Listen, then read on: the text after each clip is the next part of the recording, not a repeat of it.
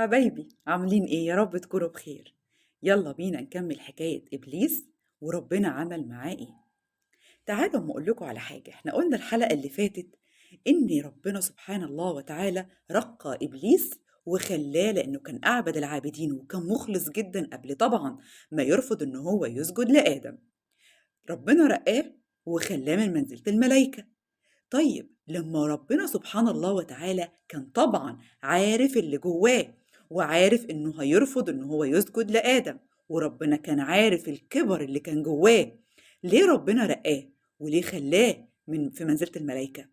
ربنا دايما يا حبايبي بيحطنا في اختبارات مهما كنا عابدين، ومهما كنا مصليين وساجدين ومسبحين. دايما ربنا بيحطنا في اختبارات لأنه هو وحده اللي عارف اللي جوانا. فربنا عمل كده مع إبليس وحطه في اختبار، وقال له مش انت عابد؟ اتفضل اسجد لآدم. طبعا رفض وأبى وقال خلقتني من نار وخلقته من طين. وطبعا ربنا طرده من رحمته، وكان هيسجنه وما كانش هيكون في عندنا شيطان ولا إبليس يوسوس لنا. أعوذ بالله من الشيطان الرجيم. لكن هو قال لربنا أمهلني واديني فرصة عشان أغويهم كلهم وأقعد لهم أجري في دمهم وأحرضهم يعملوا كل الشر علشان مش هدخل النار لوحدي.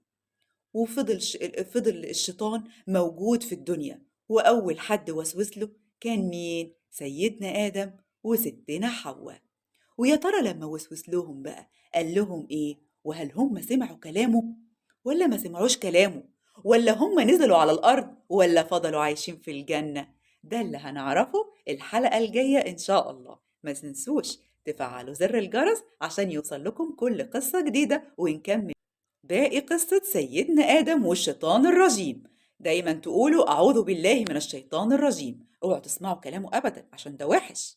يلا هكمل لكم إن شاء الله الحلقة الجاية القصة. استنوني، باي باي.